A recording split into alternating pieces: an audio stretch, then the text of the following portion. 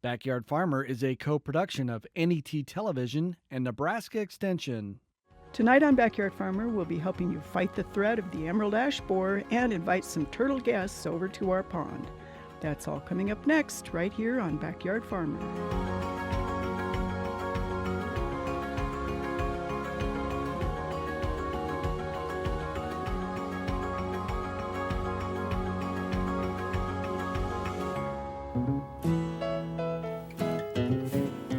Good evening and welcome to Backyard Farmer.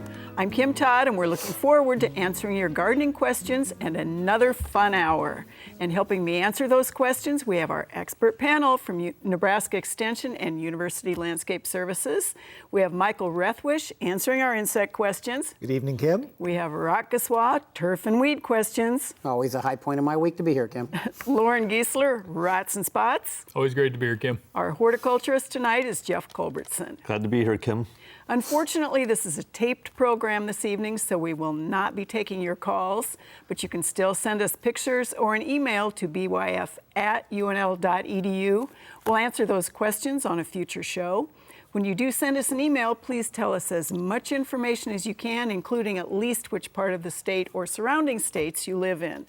Don't forget to like us on Facebook, follow those tweets on Twitter, watch our video features on YouTube for more information. And before we get to your questions, let's take a look at a few samples. And Michael, you have an interesting one tonight.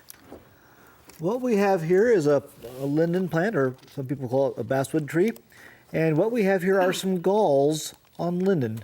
I think we're very familiar with galls on oaks and roses and things like that, but we don't see them on linden as many times. And what we have here is actually the causal organism is actually a mite that causes this. Can't do anything about it, so just enjoy it. And some of these are kind of green, and as they're getting a little bit more mature, you're seeing a little bit more red popping out. So as one of those interesting things we have that you don't see on other plants. Some of us wish those insects would leave our plants alone. All right, Rock, that looks neither like turf nor a weed.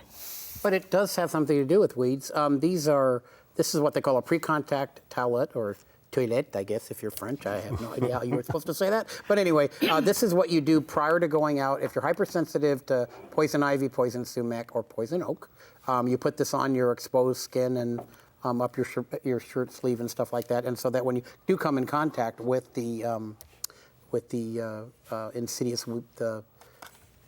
whatever they're called, ivy, blah blah blah that I just read off. If you come in contact with them, then this sort of acts as a deterrent. It's a little bit of a little biobarrier, for lack of a better term. It's actually made out of various other woody species parts. But then you ask.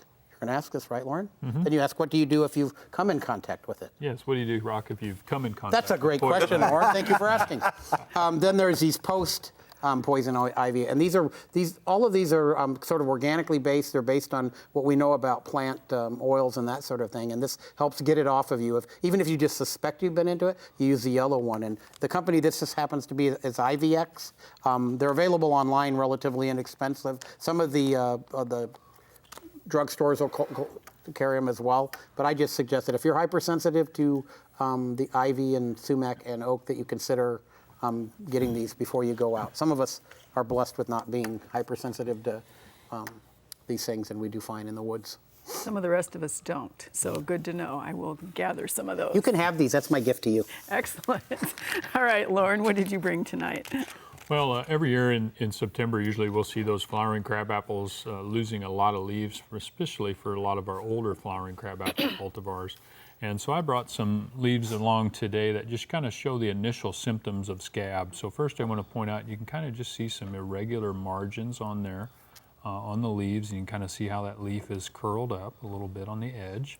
And that's the first thing. And then when we look on the underside of that, actually you can see, we'll see how this works out with this right by my finger, that little dark area right there on the edge. And that's the initial infections from the fungus that causes scab on flowering crab apples.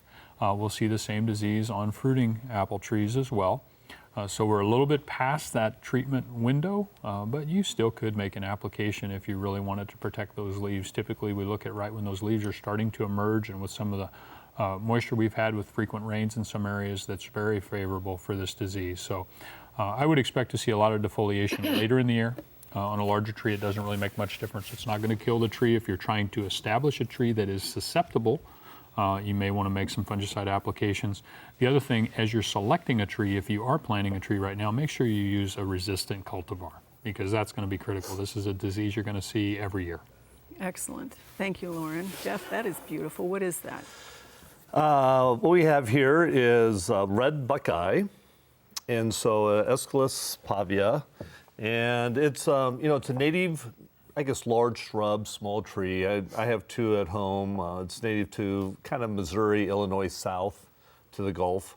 And I have it growing in. One spot is a fairly shady spot underneath a linden tree that doesn't have leaf gall. And then the other spot is on the north side of my house where it gets a little bit more sun, but they both do pretty well. But it's a fun plant, something a little different, a little bit different color. I think we've commented that we're having a spring going into summer now where flowers just kind of are hanging on, much longer, weeks longer than they normally do. And this has been blooming for some time. So It's just beautiful. That's a great color and kind of a bold texture in the plant, too. Yeah. Thanks, Jeff.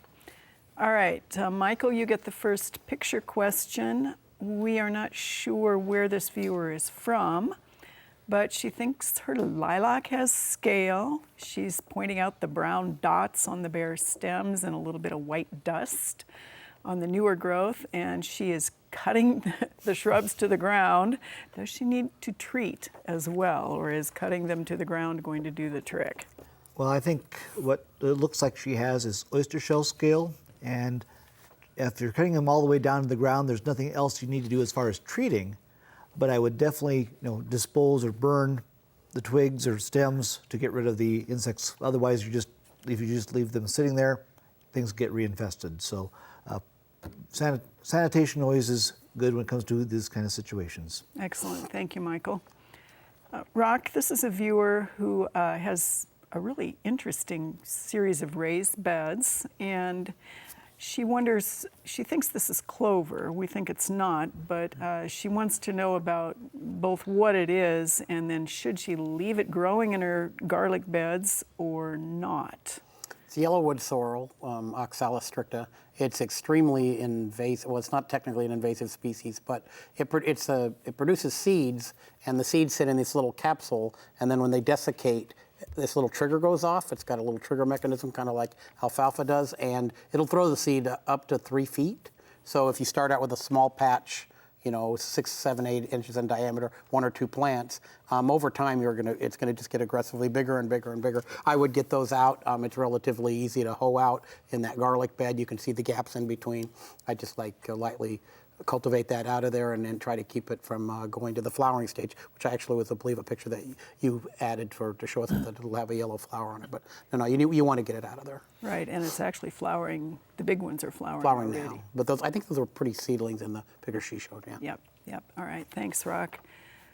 Lauren, this is a viewer who has a tree in Papillion, and they just moved into this house, and they thought the tree was a beech. The other picture they looked at, it looks like a big old flowering pear that is not doing well, but they have some trauma on the base, obviously, and then they've got all these shrooms that are coming at the base, and they're wondering what's going on and should they go ahead and cut it down if you see this kind of mushroom growth at the base of a tree. There's a couple things there. It almost looks like there's another, maybe like a mulberry or something growing in the side there that was removed. I can't tell for sure. And then the another other- tree yeah. coming out. So Three different things. with a stump. So in any event, just from looking at this picture, I would say start over with something just from the injury that looks like it's on the main trunk of the other one. So those are decomposing fungi. It looks like it could be in the Coprinus species, or genera, but I'm not exactly sure. Just that would really represent something that's breaking down a significant organic source in the base and most likely feeding on a dead portion of one of those trees. Never from really the a good picture. thing to see mushrooms. No, at if the you have that base. much at the base, I think Yeah. you're probably done. All right, thank you, Lauren. Jeff, this is a viewer who has a globe willow, and the south side is looking like the picture that he submitted. The rest of the tree seems to be just fine. Wonders what would cause that death on the one side. Should he prune those off? He says this is about 8 years old and about 12 feet tall. Okay. Well, yeah, any of the dead branches need to be pruned off. So first of all, we need to do that. Then we can decide after you've done that work just how long or what you have left and what you want to keep and that sort of thing. The weather we had this year, we saw a lot of problems, a lot of dieback in our willows this year, so that's really not unusual. One of my concerns probably is that for an 8-year-old willow, that seems a little small to me. So I would wonder if maybe it's planted a little too deep, something might be going on. So go ahead, prune the dead out, keep an eye on it, and I don't know. Be ready to start over. Yeah, I think so. All right. We've been hearing about the devastation of ash trees in surrounding states due to the invasion of the emerald ash borer. Thankfully, it has not been confirmed in Nebraska yet. For our first feature tonight, Forester Mark Harrell gives us an update on the insect's whereabouts and what treatment options we have.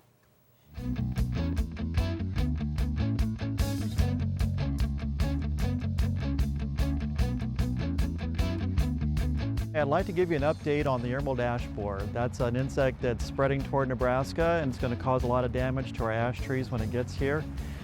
We haven't found it yet in Nebraska, but we do know that it's in 4 states that are kind of adjoining Nebraska, like Iowa, Missouri, Kansas, and Colorado. But we haven't found it yet in Nebraska, but we do expect it to be here pretty much any time. The insect is a small green beetle, and the adult lays eggs on the bark of ash trees, and the larvae that hatch from the eggs tunnel under the bark, and the damage that they do can be enough to cause branches to die back and eventually kill the whole tree. When adults leave the tree, they leave behind a very characteristic D-shaped exit hole that we can use to kind of identify that it's emerald ash borer that's been in there. There are treatments available that can be used to protect trees against emerald ash borer, but we're not recommending treatments at this time because it's not known to be in Nebraska. In Nebraska, we're following a guideline that most states that already have emerald ash borer are using. That's a 15-mile guideline that says that if you know that emerald ash borer is within 15 miles of where you are, then it's worth considering treating your trees to protect them.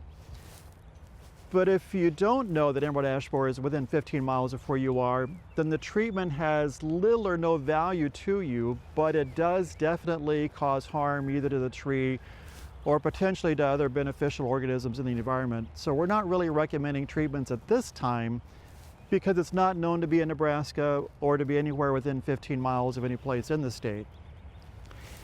If you do wonder whether you have emerald ash borer in your tree, I would suggest that you talk to an arborist or other tree care professional to help you figure that out, because symptoms that are caused by that insect are very similar to things that are caused by many other things here that are already here in Nebraska.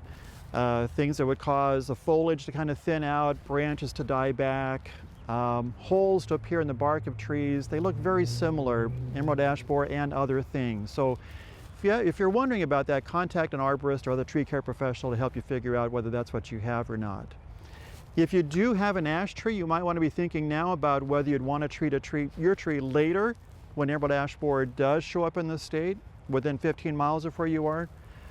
Trees that are good candidates for treating are ones that are high value, they're attractive, they're in a good location, maybe especially those that are already providing you a lot of good shade and wind protection. Trees that may not be worth treating are ones that might have a lot of dieback in them already. They're declining for other reasons. They may have decay showing up already. They may be in a bad location, like next to a building or under power lines. So they're trees that won't be worth treating. If you do decide that you would like to treat your tree later on, one thing to keep in mind is that one treatment won't be enough.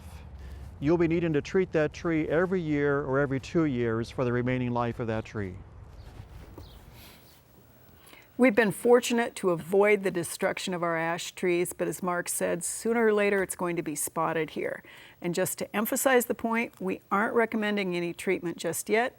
We'll be keeping a sharp eye on the situation, and we will alert you to any developments. So stay tuned to Backyard Farmer and we'll help you out with that one. All right. This is a question that this particular viewer had these things come into their home after rain, and they want to know what they are and are they worthy of control, or what do you do with them? These are cool. And quick. Yes, they are.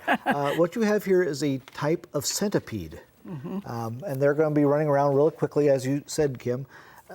They're not going to be wanting to be around because they want to be outside where they have something to eat. So just pick them up in a piece of paper, throw them out. You can crush them if you want, but why? Turn them out and let them do some good outside. If you try to crush, they're going to escape anyway. They're pretty quick. All right, Rock, excuse me. We don't know exactly where this person is from, but she says she has a weed that has filled every inch of her garden. She wonders whether it came in the mulch. It's ferny, parsley-like, yellow flower, not very deep-rooted, and quite soft. So she has a good description of it. Yeah, and they call these scrambled eggs. Interesting. That's the common name, which is an interesting name. There's also the ornamental, an ornamental one of this that is not nearly as invasive, doesn't prolific seed. Generally, we see them in heavily shaded to partial shaded areas. It's actually a woody understory type species, and they're very difficult to control. I'm not sure whether a pre-emergent would even work on them, so I'm not ready to make a recommendation for them. I just know that they can be fairly invasive. And the ornamental one, are there even cultivars, or is it just a... There aren't of the yellow one, but it's Corydalus. Thank There you. are blue ones and other colors that are not really So it would be very great if you had a meadow, a wooded garden or something Right. in your yard, but stay away from the yellow ones, apparently, because Right. it's pretty invasive and prolific seed production. Excellent. Thank you, Rock. All right, Lauren. This is Willow Night, apparently. This is a Lincoln viewer that has a pussy willow that put on the catkins, didn't leaf out, has all these blackened branches, and then apparently more blackening is going on. So it's in a fairly sheltered spot, about 6 years old. Any hope, or what's going on with this one? Well, one of the things, when you see that dark black discoloration, many times, and I'm not certain on this, but that can indicate a bacterial infection like we see with fire blight, because typically our cankers, our fungal cankers, won't have that type of reaction. I'm not certain, but what I would do in this situation is to remove that and go down that 7 to 10 inches below those affected areas, just in case it is bacterial. With that. So sanitation is going to be number one, avoid overhead irrigation, and just things that would favor that infection. All That's right. what I'd recommend with them. Not a good year for things that were in the willow A lot of family. frequent moisture, frequent rains. That's really going to Yeah. favor any of those. All right, thank you, Lauren. Jeff, this is a viewer who lives in Lincoln and took these pictures of this beautiful small tree, large shrub in flower. In flower right now, says it produces pea-sized black or purplish fruit that the birds love, and he wonders what it is. That's pagoda dogwood, Cornus alternifolia, and it makes a lovely small tree, and birds do spread it a little bit. So once you get one, you might end up with more. And you need to do a little pruning to kind of encourage it to get to its tree form. But you know, it's not super long-lived as small trees go, but it's nice. I mean, for 10 or 12 years, you might have a really nice small tree. Understory in the shade. Yeah. Excellent. Jeff, so that wasn't a pagoda dogwood you saved or you're propagating from some of the shrubs and stuff that are being moved? Yeah, it was. One was, yeah. Just kudos to Dr. Jeff Dave. and his crew for saving the trees and stuff. Some of them have to come down because of construction, and you've gone in there and done a great job. So made your snaps on TV, bud. Thank you. Thanks, guys. You know, occasionally we'll get a question from a viewer that they have alien growths on their evergreens. For this week's Green and Growing tip, we'll show you what candling is and help you understand that aliens had nothing to do with it.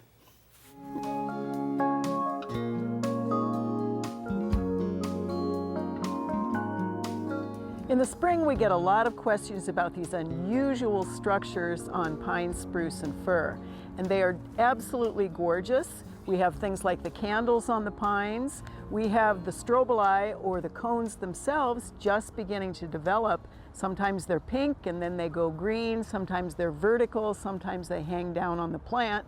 We also have the buds from which the new needles emerge, and those are oftentimes these little brown things that almost look like bugs.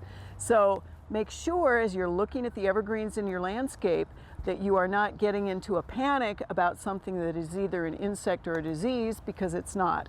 It's a part of what those evergreens need in order to be able to produce seeds or cones and reproduce. So you'll see the pollen flying out of the male cones. You'll see then the hard seed cone, which of course is the female structure, set on that plant later in the season. The buds will break this time of year. You'll see the new needles emerge from the structures that appeared as though they were something you really should either pick off or spray. Instead, let it be and enjoy it. So don't worry, it's a natural thing for candling to occur, and at this time of year, the pines and firs and spruce are going crazy with all that interesting new growth. It's really been a fun year to watch. Yeah. All right, we have questions next. Michael, this is a viewer who thinks they have a problem, and they're about 15 miles east of Lincoln, and they have these inch-long caterpillars all over the growth on their Scotch pines, and they raise their little heads when you disturb them, and then they don't. Well, technically they're not, I guess, caterpillars, but what they have there is probably pine sawfly. And they will eat the needles back quite a ways, but generally doesn't do a lot of damage. All right, so how do you get rid of them? There are some sprays you can use, but BTs that you would use for caterpillars will not work against this, because this is a sawfly, not a butterfly or a moth. And so what works for butterflies and moths will not work for sawflies. Okay, hit them with a stick. That works. Okay. Rock, we've had a lot of questions about a tiny little weed with bitty little blue flowers, little tiny, in the lawn. This is a Bellevue viewer. He's tried to stay ahead of it by hand weeding. Early in the spring, the 4 petals, he'd like to know what it is and how best to control it. Sounds like that Veronica. I'm pretty sure it's Veronica Sorrellis anyway. But this is once again, it's a winter annual. It can be fairly aggressive. We've seen when we have multiple drought years in a row, and then we have conditions have been really good for the annuals in general. So the ground was opened up, and bottom line is that they should have been controlled last fall when they were very small. Now they're getting ready. They've already got flowers on them. They're going to set seed. They're so low to the ground. We've talked about you need to get that out before they head. It's a little difficult to do. If you can rake them up, they do tend to stick to a rake relatively well. You can hand weed them, I think, like they said, but keeping up one's going to be a problem. You can spray them, but once again, they're winter annuals, and you really are putting a herbicide in there when all it's going to do is knock it back some, but it's going to die on its own as soon as we get into the heat of the summer. Now, in most years, this year being that weird sort of extended cool and never really gotten excessively hot, usually by now we would be well on our way to exiting, and I'm not sure we're there yet. So they might want to even consider a more aggressive spray program. And Veronicas are easy to knock back, and then the turf or whatever's in the landscape can come in with any of the 2,4-D containing products. Watch the 2,4-D around trees and shrubs, obviously, and especially now because the tomatoes are out, the ones that didn't get nipped last night, actually. All right, thanks. Or last week, excuse me. Thanks, Rock. Lauren, we have a viewer who has had some healthy perennials, or they thought they were healthy, kind of collapse. And they're wondering, is there a way to tell whether there's a crown rot associated with those? How would you tell that? There's a few things, yeah. If there's adequate moisture and those plants are really collapsing and wilting, particularly during if you get a full sun day in the middle of the day, you start seeing that plant wilt and the other plants are looking fine in close proximity. That's where it'd be a strong indication anyway you're dealing with a crown and root rot. The other thing to look for, just at the base of the plant, you may see, depending on what type of plant it is, if it has several new shoots coming out at the base, sometimes you can see some darkened areas in the base of that when you separate that out and pull some soil away. And then finally, you just dig it up. And depending, again, what type of plant it is, you may need to do some removal of some of that affected area and then try to go in and maybe reestablish that. There are actually some dip fungicides that you could use to try to save that as another option. All right, thank you, A couple Lauren. different things, but it's kind of hard to be a general idea, but just some ideas on crown and root rots with perennials. Great, thanks. Well, viewers get to tweet to our Twitter questions, and our Twitter question for this particular week is one that has to do with lilacs. So it goes to you, Jeff. It was at BYFUNL. A 10-foot lilac shrub has a lot of old growth and not much flowers. How and when should I prune it, or should I cut it all off 6 inches above the ground? And I think our answer came from at Husker Hort. Remove 1/3 of the largest canes. Over 3 years, it's rejuvenated, or if you can cut all the way back, it will take a while to recover.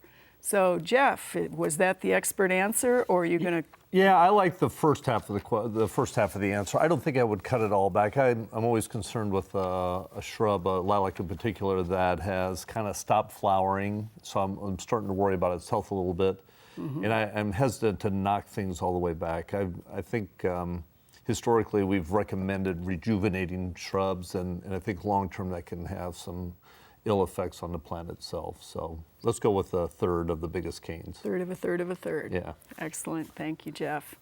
Well, after all the rain we've been getting, it's been impossible to get anything much planted in our backyard farmer garden. But we do have a few things growing out there that are looking pretty good. Let's take a minute to visit the backyard farmer garden.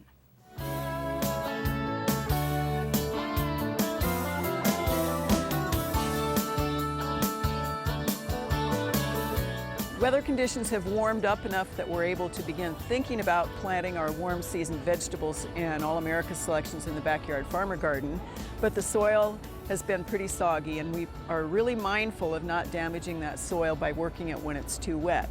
We do, however, have a monster crop of dill, which seeded itself from last year. It's wonderful if you love dill, and of course if you are an insect of certain types, you absolutely adore that habitat and that food source. We'll leave some of it, but not all of it. We did cut the flower heads off our rhubarb. Our peas have sprung out of the ground, and we will be putting the netting up so they can climb. Our chives are in full flower, which is much appreciated by the pollinators. We have mint that has done what mint does, and in this case it's even crept its way over the top of our raised bed and landed in the turf and in the edges, so we'll be controlling that. You can see the tops of our onions are looking pretty tasty, so that's what's happening this week in the backyard farmer garden. It's time for a short break. Coming up on our show, we'll have the plant of the week and the lightning round. Stay tuned for more Backyard Farmer right after these messages.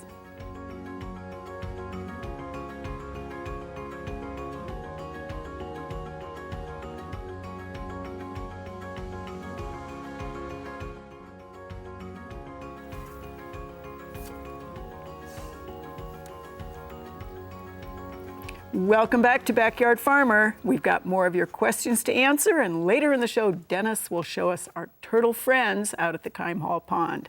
It's now time for the lightning round, a minute on the clock. We start with Jeff. Are you ready? Yes. Do we recommend any trees for central Nebraska that would be good replacements for silver maples? For central Nebraska? Central. Lots of trees. So oaks, there's other maples, some of the red maples, even some poplars would be good choices. So there's a lot of choices you could do. Excellent. So is there a spray that you can use on silver maples to keep them from helicoptering? Well, I think there are some different sprays. I know Lauren and I talked about this a couple of weeks ago to stop trees from fruiting. And I would say at this point, if you're that concerned about fruit on trees, you should be growing different trees in your yard. So that's part of nature's wondrous pageantry. All right. Should apples be thinned to produce bigger fruit if they're setting on a lot? You can thin them, like 6 to 8 inches if you're concerned about that, or you're concerned about the weight on the branches and that sort of thing. So you can do that, sure. How long does it take to harden plants off before you put them in the garden? You'd want to do it over a series of days. And in fact, I've done it with my tomatoes and peppers, so. All right. A series of a lot of days? Oh, like a week. I kind of pull them in and out. Okay. So. Excellent. Thank you. You ready, Lauren? Tonight I'm as ready as homemade smokehouse head cheese. Yuck. All right.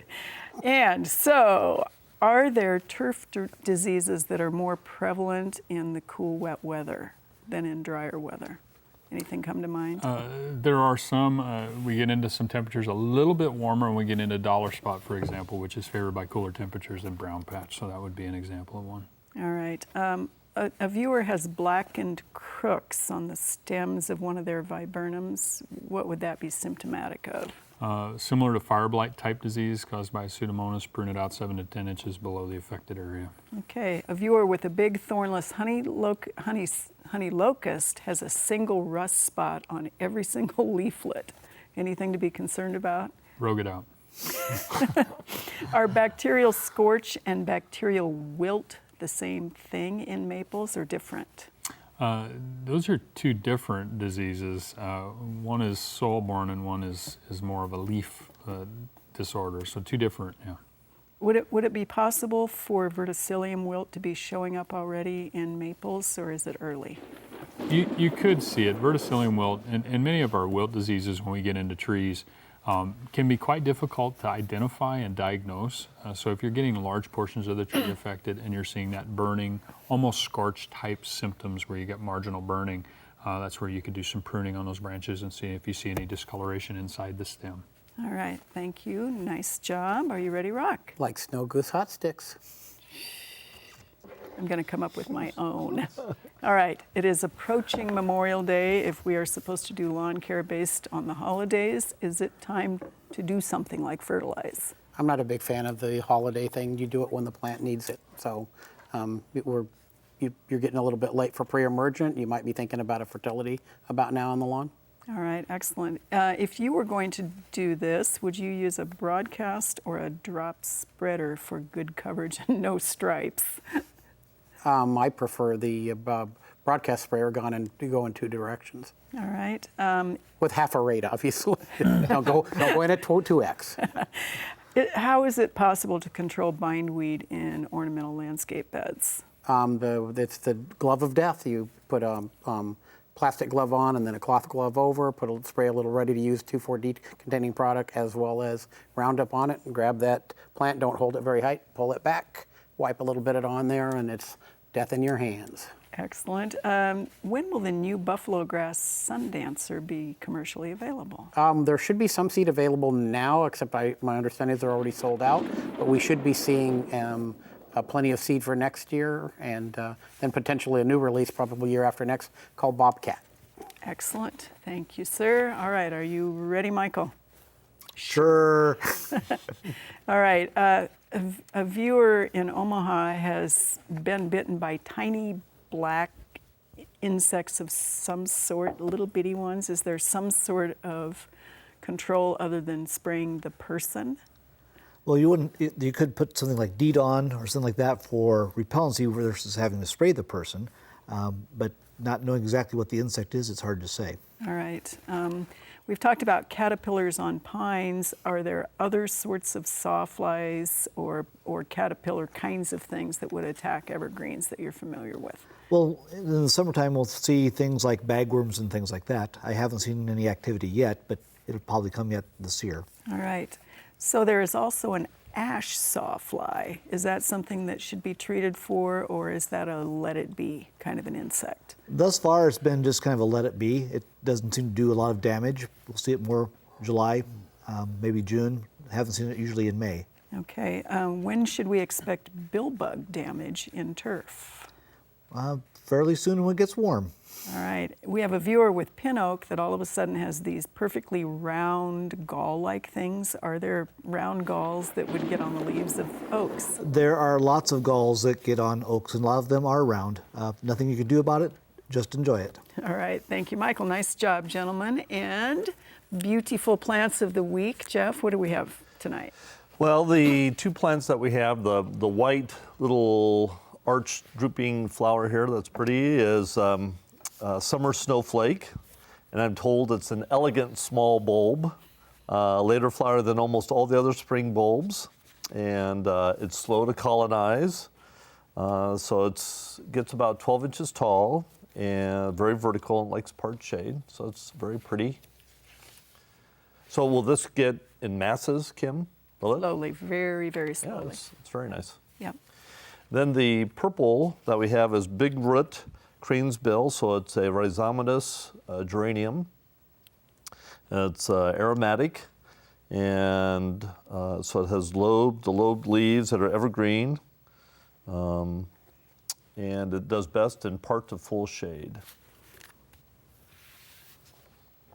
Beautiful. Yeah, very nice. Very nice. Good choices. Excellent. Thank you. All right, Michael, you get the next picture. This is a viewer who has ragging, they're calling it, in the leaves of their linden. And these are both silver linden and American.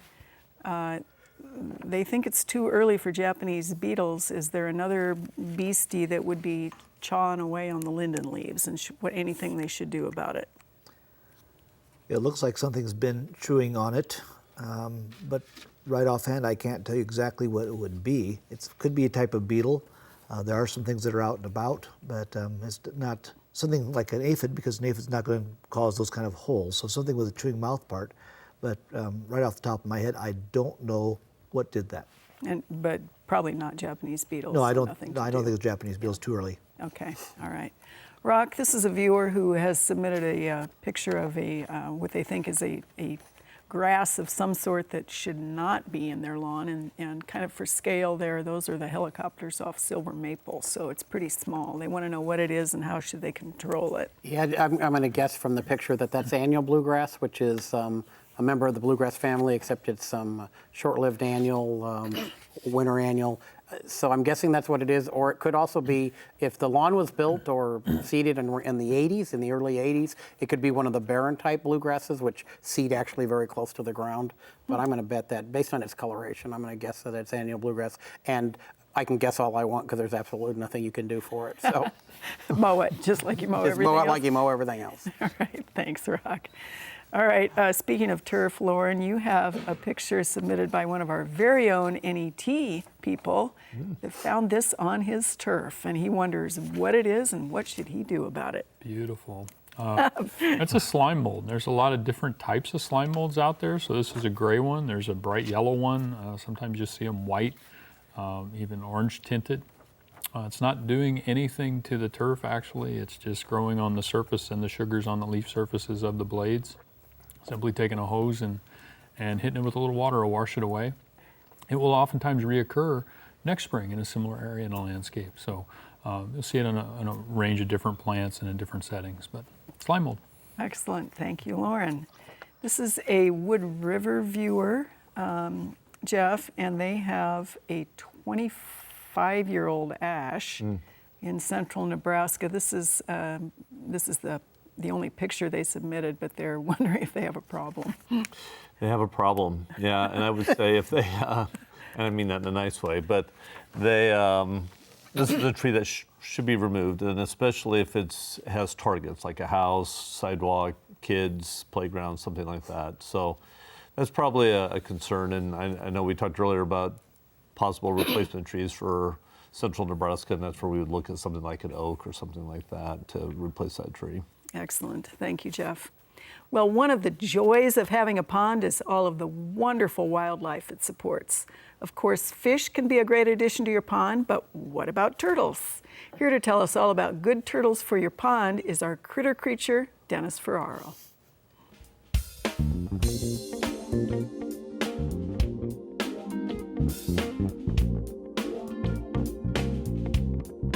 When designing or creating a pond for turtles, one of the best things you want to look for is a place where the turtle can bask and be undercover from things like dogs or cats. So this is one of the perfect solutions. You have high grasses and you have an area on the rocks just off the side of the water where the turtle can get bask.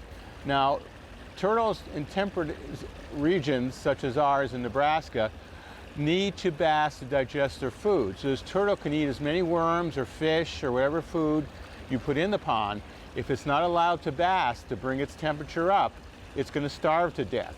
If they get too hot, they will thermoregulate and go back into the cool water. So you want water that's well oxygenated, somewhat cooler than the air. So you don't want a pond that heats up where the water gets above about 80 degrees Fahrenheit. You want that water to be dragged underground through pipes or up to the waterfall so that water has a chance to cool as it's going through those pipes. That keeps the lower part of the pond cool for the turtles when they need to thermoregulate. For a landscape pond, one of the best in the Midwest would be the red-eared slider. It's not native to Nebraska, but it is native to Kansas and Missouri and states south. So you may have to bring them in during cold winters. They grow much bigger than the native painted turtle, and they eat more vegetation. So the red-eared slider will eat on your aquatic plants to some degree, whether they're lilies, hostas around the sides, or water lettuce, or even cattails. But they won't take a lot of them if there's not that many turtles. They will take minnows and worms. Where to get these? Many lakes and ponds in city limits, people have released red-eared sliders, and these turtles should not be in these lakes because they can move and they're not native. So these would be the perfect turtles for a backyard confined pond.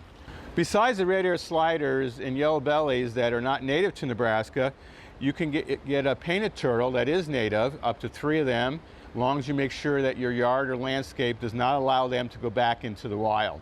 That would be against regulation. This is a painted turtle that was brought into our lab that we had some problems. It got hit by a boat propeller. As you can see, it's lost a foot and it's lost part of its shell, but it's doing quite well now. And it's probably one of the best candidates to be in a landscaping pond because it would not survive out in the wild with these repaired injuries, but will survive very well in a backyard pond. Feeding is easy. I would recommend earthworms and small minnows that you can get from a bait shop. Using earthworms is probably the better diet than commercial food, as the earthworms and fish will give it all its native nutrients. Now remember, the turtles in the pond, their defecation and their byproducts will help fertilize your plants. So enjoy the pond, enjoy the turtles. Turtles can make a great addition to your pond. Just keep in mind what Dennis talked about, keeping them confined and well fed, and they cannot open the doors of our courtyard. So I think they're in there pretty much permanently, unless an owl swoops down. All right, Michael, your last picture question of the evening. This is a Holdridge viewer. They just took down a 70-year-old American elm. They found some black and red carpenter ants, but they also found these really beautiful designs, and they wonder what made those designs. Isn't that interesting? What do you think? This is elm, correct? Right. It was probably one of the 3 species of elm bark beetles we have in the state. The center line that's really deep is where the female actually lays the eggs, and then the larvae go out from that. And that's what does that. If you get too much of that around the trunk of the tree, well, it results in death. But Interesting. Very, very pretty pattern. All right, this is a Champion, Nebraska viewer, and she has this broadleaf weed in her buffalo grass, and she would like to know what it is and how to control it, Rock. It's prostrate knotweed, which is pretty common. It's a early summer annual, so it germinated a while back, and then once again, it's really grown robustly this year, I guess, for lack of a better term. It's gotten much bigger than we would expect it. Usually, it comes up really thin, and then it spreads out quite a bit more. But I think the weather has kind of convinced it that it's a little bit bigger than it should be. That looked like it was in buffalo grass, or did you tell me that? Right. And right now, there's really not anything you want to necessarily hit it with. It's going to. It can smother out a lawn, so you probably want to keep it mowed back a little bit. And I know we're not, we usually don't recommend mowing the buffalo grass, but just to keep it kind of pruned up a little bit so that it doesn't start spreading, because it does spread in prostrate form. You want to just keep it mowed off. If they spray it, they run the risk of damaging the buffalo grass, and I'm not sure they want to do that. All right, and it really is on steroids this year. It really is. As a matter of fact, I think we argued about whether that's what it was actually was, and you convinced me I was wrong. I did. Once again. Okay. This is an Omaha viewer, Lauren, and they found these things on these sticks under organic debris, and it looks like they had some sticks in a container or something. They want to know if is it a mold? Is it eggs? It's really pretty cool looking. It's the next state fair food product. It's like, can you eat it? There you go. I don't know. I'm having a real hard time seeing what they're. It looks like a referring to. slime mold, Like actually. a slime mold? Okay, Yeah. so it could be a slime mold. Many times on these we'll get, because They're little and round and Little silver. round, okay. Yeah, and Little round and silver, could be with that. The other thing we see in mulch beds on sticks, we got the slime mold, then in the mulch bed sometimes we'll see some of our fungi that form the little ovules, the stinkhorn fungi that will come in. So you could be looking at that if it's in the mulch bed, free living separate from the stick. In either case, don't eat it. Don't do anything with it that way. And if you want to get rid of it, remove the food source, which is the wood. The other thing I just wanted to mention were the elm beetle, the bark beetle galleries.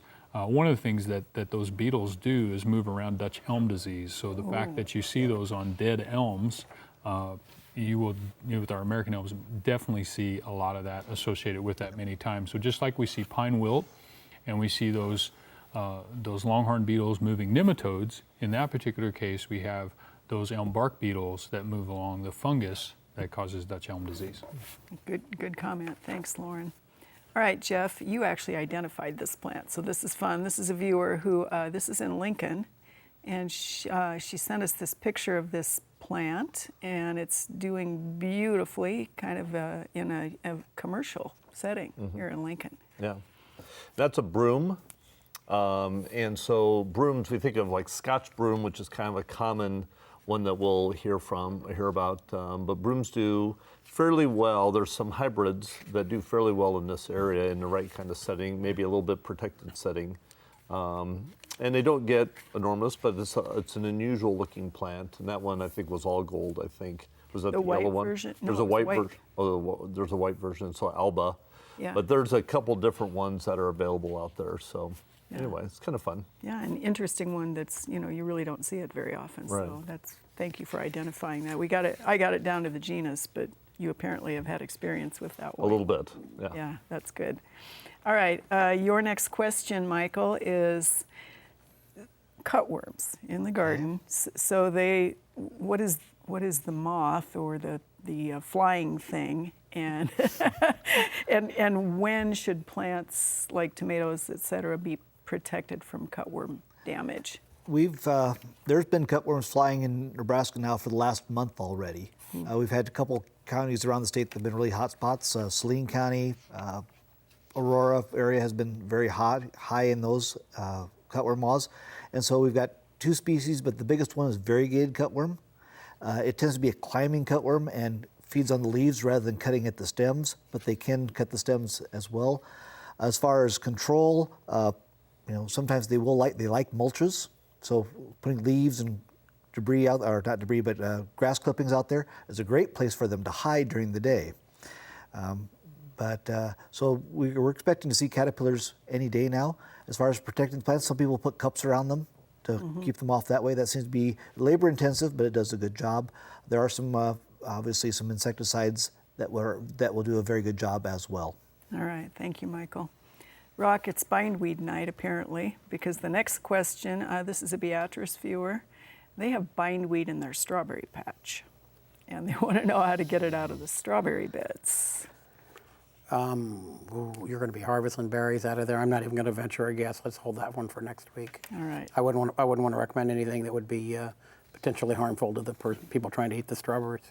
Okay, all right. Lauren, we have a viewer who has, they apparently bought some bulbs last fall, and it got too cold too quick, and they did not get them in the ground, and they forgot about them, and they have now rotted in the bags, and they wonder if it's okay to put them in their compost pile, or will they be spreading ickiness? It should be fine to put it in the compost pile. Just make sure it breaks down well, and if it's composted and you're stirring that regularly, you're getting temperatures and breaking that down, so that should be fine. All right. Jeff, this is a Central City viewer. They have Boston ivy on their walls. They're not saying what exposure, but Okay. appears to be dead. Okay. Have not leafed out yet. Do we think they'll come back, or are they indeed dead? Well, a couple things. I guess you could look at, I wouldn't get too anxious. We're seeing some plants here on campus that are ones that I thought were kind of slow, and they're just starting to push a little bit. I would think with the Boston ivy, if you have certain vines that have died back. You can prune those back. I'd give them another couple weeks, but I doubt if the crown of the plant is dead. So I bet the plant itself will be fine. You'll just have to give it time to kind of redo its thing. All right, thanks, Jeff. So our viewers know that we tweet or we post a Twitter question or whatever you do with it. I don't know how to do that exactly every single week. And this week it is at Husker Rad at BYFUNL. When is a good time to spray emerald greens for bagworms, and what do you spray them with? So that's the question for next week that was submitted, and that will go to probably an entomologist, I would guess. Would you say that's probably correct? I would say that's a good guess. All right. Speaking of worms and things, your next question, Michael, is hornworms, tomato hornworms. When does a person start looking for tomato hornworms, and is that different than a cutworm? Yes, a tomato hornworm is different than a cutworm. They're both the caterpillars of moths. The moths fly at night. The tomato hornworm will get to be very, very big, and it's going to be feeding on the foliage up above. Generally, they fly more in the summertime when it's a little bit warmer. They could be out there right now, but we haven't seen too many tomatoes, and with the almost frost a couple weeks ago, things have been held back quite a bit. So it doesn't hurt to look for them. They're easy to see on the foliage during the day. Cutworms, however, are going to be hiding during the day. You won't see the cutworms. So look for on the foliage. You should be able to find the hornworms. All right. Thank you, Michael. Rocker, this is a viewer who wonders if we are familiar with the weed called Spanish needles and how one would control it. Yeah, I think that's more of central western Nebraska weed. And okay, this, I'm 0 for 2 on these because I think, I don't know about a control measure for Spanish needles. It's a good question. Other than rogue it out. Rogue it out, yeah. All right. And did they say where it was, Kim? They're actually saying between Malcolm and Garland. No, I meant where in the Oh, yard. in the sidewalk. In the sidewalk. Cracks in the sidewalk is where it's coming up. So it must be the little short. Yeah, I'm going to say, you could use a Roundup or even the 20% acetic acid product. Okay, especially if it's in that location. Yeah. Lauren, this Rogue is it out always works. not a good between the one. cracks. Never fails. This is a viewer, let's see, I'm not sure where they are, but they said they have hackberry trees that lost about 70% of their leaves last weekend when the wind was blowing. They did send them pictures, but they were not very clear, and there was cupping and yellowing, and they're wondering, is there a way to know whether that would be chemical or disease? Are there diseases that have been affecting hackberries? Yeah, so there is a hackberry virus that we will see that actually causes some white and green breaking patterns in the leaves. But if it's cupping and shoestringing, it most likely would be some sort of a growth regulator herbicide. So I would just kind of watch that for a few weeks and see if some of the new growth doesn't come out and if it's not looking better. Or aphids out? Aphids cup. Or aphids would do that. The aphids are out. Good. Okay. Yes. So maybe they could Maybe send us aphids. a clearer That's a good picture point. for the next Yeah. show. And, all right. Jeff, this is a viewer from Underwood, Iowa, and they have Cornelian cherry dogwood. Okay. Seems to have some branch dieback this spring, and he says he's seeing the same thing in a few other trees in that location. Dieback, but not die back. Right. So the question is there anything he needs to do other than simply prune out the dead at some point? Yeah, I think you're right, and some of this too is looking at thriftiness. It's even with some of the turf questions. So we want to look and make sure that we've, obviously we've had enough rain here lately, but going through the season that we continue to water things, that we look at mulching these plants if they haven't been mulched, make sure that we avoid using herbicides around the base and the root zones, that sort of thing. So again, it's kind of an overall holistic look at increasing the thriftiness of our plants as we move forward. All right, thank you, Jeff. Michael, this is a viewer who says within the last day or two, they've seen hordes of the black butterflies that have the orange band and the white spots all over the place in huge numbers. What would be going on with that? What we probably have had happen is the caterpillars have gone through their life cycle. They probably pupated or survived the winter as a pupa. Now the adults are coming out. That would be the most likely scenario. I don't think these are the ones that fly in from the south. So we're just saying it's that time of year and they're out and about. So it's a butterfly dance. Yes. There you go. All right, Rox. So we have a viewer who wants to convert a sandbox into turf. What would you suggest that they do? We have 45 seconds or so. Well, quickly, if it's within the rest of the lawn, I'm going to say they dig it out and put native soil back in there, because otherwise it's never going to look the same. If it's just that box itself, let's get some organic matter in there, and I don't compost, peat moss, whatever, get some organic matter in there, because otherwise you're going to fight that and it's going to be drouthy all summer long. All right, to what depth? The organic matter to the depth of the sandboxes don't go that deep. I was going to go to the depth of the sand. Perfect. All right, Lauren, you have 15 seconds. If hostas have collapsed after coming up and being beautiful and it's not slug world, Look for crown and root rots, like we talked a little bit earlier. Just try to assess those. See if you see any dark discoloration at the base. You could dig those up and look at them. If you're seeing that, you might want to just go ahead and replace it. Also check for viruses. Good time to rogue those out. and send us a picture. Yep. And unfortunately, that is all the time we have for Backyard Farmer. We want to say thanks to our panel for another interesting show, and to everyone who submitted questions and pictures. Not good, but interesting. Next time on Backyard Farmer, we'll return to Bill Kreuser's house to see the second installment of his lawn renovation project. Last time we were there, Bill got the lawn cleaned up and the seeds sown, and so he'll have some critical watering and fertilizing tips to show us. So good night, good gardening, and we'll see you all next week right here on Backyard Farmer.